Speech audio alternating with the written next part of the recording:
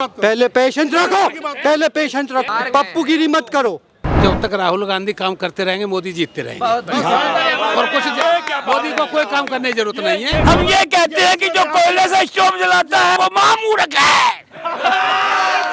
क्या न्याय यात्रा के माध्यम से राहुल गांधी नरेंद्र मोदी को सत्ता से बाहर कर सकते हैं? अंब करेगा, घंटा करेगा, न्याय यात्रा वो है जो न्याय यात्रा है। न्याय यात्रा राम के जंगल में खो गया था कि मोदी ढूंढ के लाया। अच्छा, अरे तो आप यहाँ खड़ा रही, कहाँ भाग जा रहे? साउथ कोरिया बना देगा ये मोदी। जब तक राहुल गांधी है तब तक मोदी को कोई नहीं हरा सकता, ये लिख लो। एक एक गांव खुश है मोदी जी से। शहरों की बारे में मैं गांव से हूँ, मुझे मालूम है गांव का बच्चा और गांव की सबसे पिछड़ी जात, सबसे पीछे की जाति जो होती है या सबसे गरीब तबके के लोग हैं, वो मोदी जी से खुश है, बहुत खुश है। जो आप विपक्ष का तो आरोप है कि गरीब के प्लेट से रोटियां खिंचा जा रहा है, कोई रोटियां चुरा के भाग जा रहा है। विपक्ष के पास केवल यही है। इसके अलावा न्याय यात्रा देख रहे कि नहीं? इन्हीं गरीबों के लिए निकाला जा रहा है न्याय यात्रा। इससे पहले भी यात्रा निकली थी, इससे पहले भी यात्रा, उसका कोई मतलब नहीं हुआ।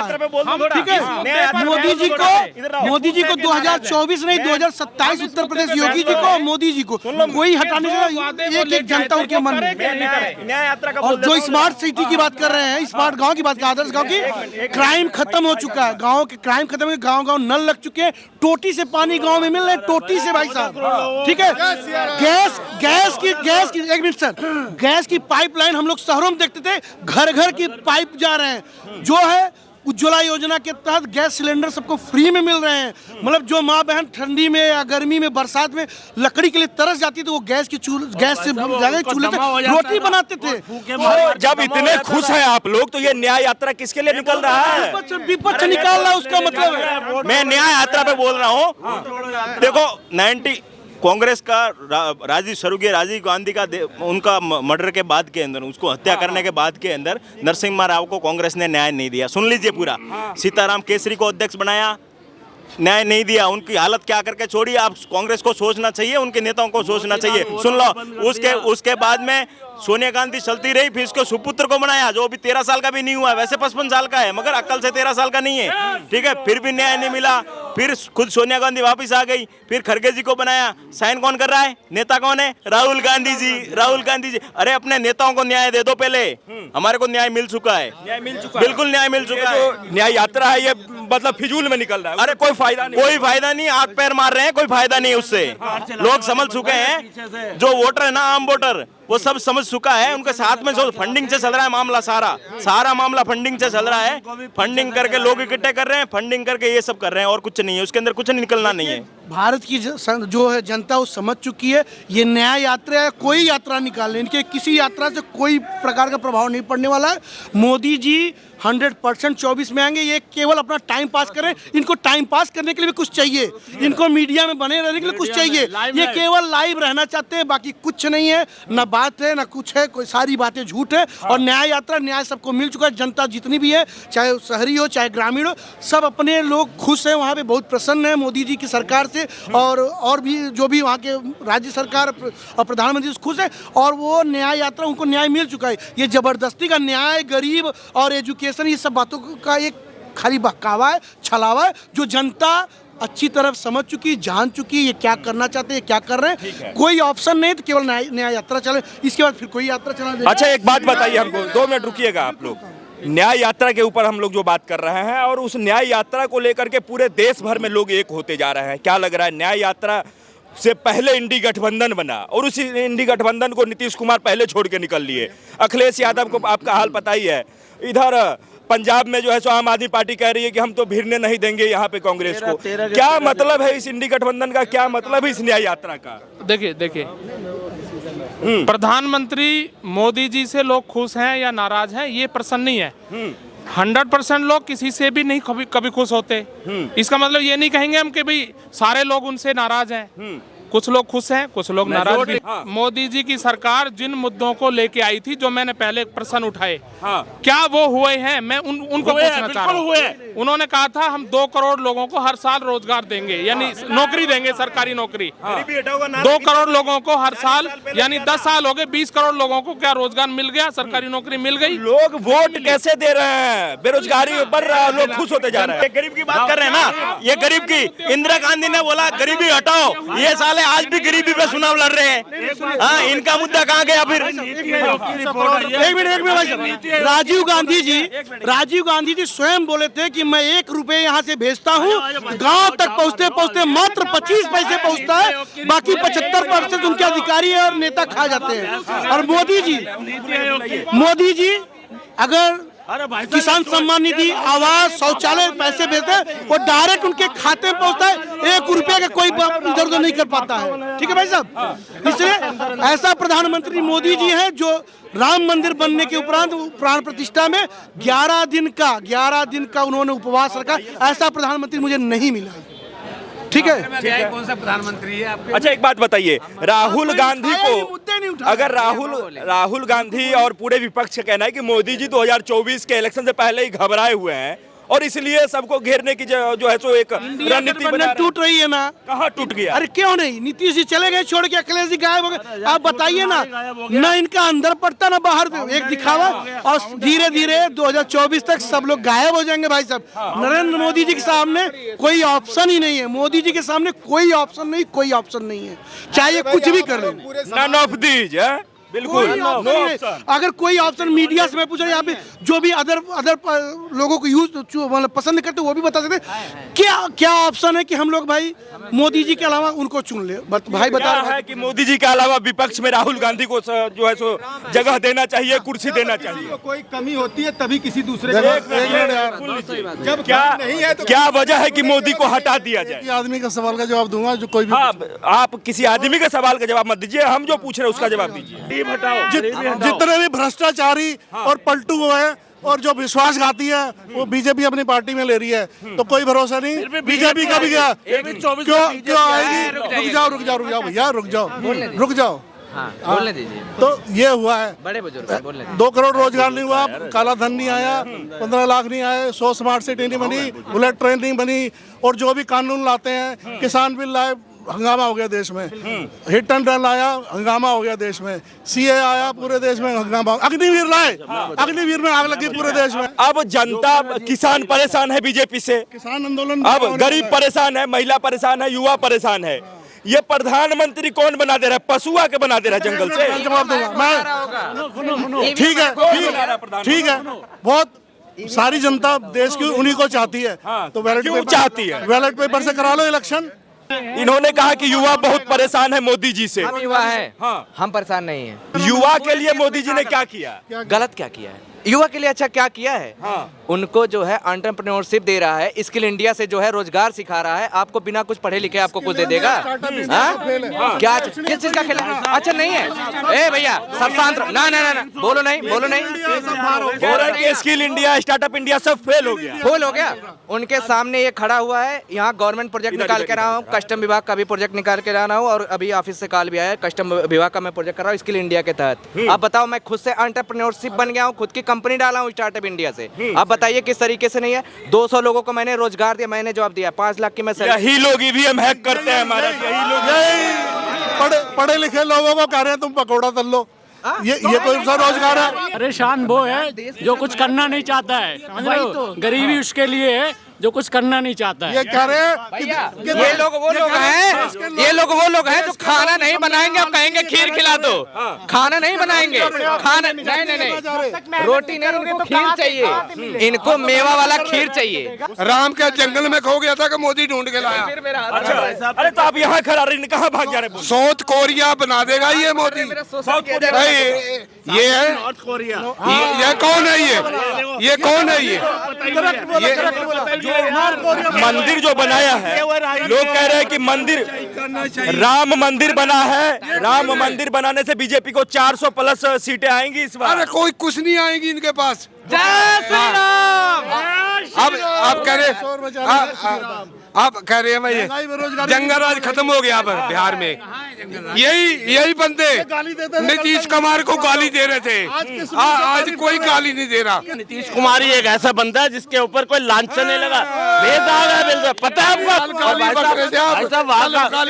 हम लोग बात कर रहे थे कि नरेंद्र मोदी का विकल्प कौन है? नरेंद्र मोदी का विकल्प क्या है? क्या राहुल गांधी जो है न्याय यात्रा के थ्रू नरेंद्र मोदी को बाहर का रास्ता दिखा सकते हैं? सबसे पहली बात यह है, हम